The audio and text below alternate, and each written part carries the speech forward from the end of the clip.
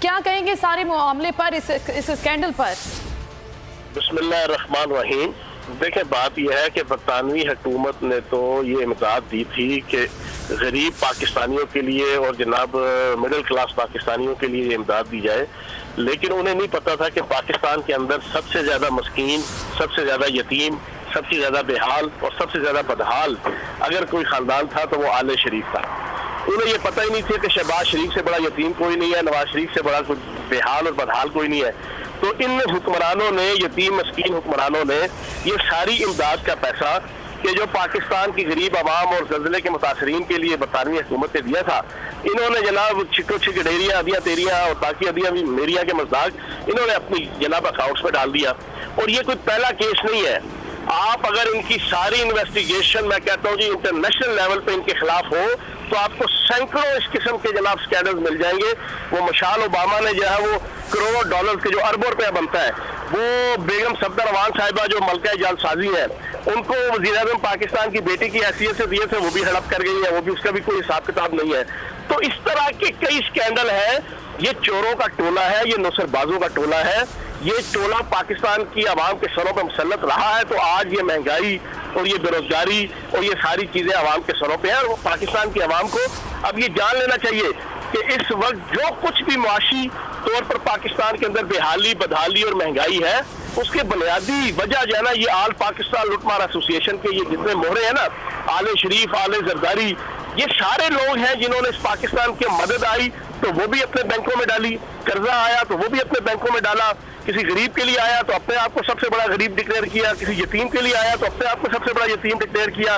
مطلب ہر چیز جو ہے وہ اپنے ہی پاس انہوں نے جناب وہ حلوائی کی دکان پہ نانا جی کی فاتحہ کے مذاق انہوں نے رکھی۔ تو اب ان کا آخری انجام آ چکا ہے اور ان کی چیخیں جو ہے وہ سننا شروع ہوگی ہے پوری پاکستانی قوم۔ اور آپ حیران ہوں گے کہ برسات کے موسم جو آج کل کا موسم ہے، جو 2 کلو کا ڈڈو جو ہے نا، جو کڑا کڑا اور چیختا ہے نا، اس طرح کی چیخیں جو ہے نا اب ان ساروں کی نکل رہی ہیں، کیونکہ اب احتساب ہو رہا ہے۔ اب اسی قسم کی ان کی جو حرکتیں ہیں اس کے اوپر پاکستان۔ لیکن فیاض الحسن چوہان صاحب، قطع کلامی کے لیے معذرت، سلیمان شہباز صاحب نے تمام تر الزامات وزیر اعظم عمران خان پر عائد کر دیے کہ اس تمام تر صورتحال کے پیچھے ان کا ہاتھ ہے۔ میں کہتا ہوں چلو بھر پانی میں نا شرم سے ڈوب مر جانا چاہیے اس سلیمان شہباز کو، کہ جس کی جتنی دولت ہے نا اس پاکستان میں، وہ ساری کی ساری 97% ٹی ٹی کے ذریعے سے آئی ہوئی ہے۔ اب ان کو خواب میں بھی جناب عمران خان نظر آتا ہے، نواز شریف کو بھی، شہباز شریف کو بھی، بیگم صفدر امان صاحبہ کو بھی، اس سلمان شہباز جو مفرور ہے اس کو بھی، باقی بھی جو 2 آنگلو باغلو باہر بیٹھے ہوئے ہیں، حسن نواز، حسین نواز۔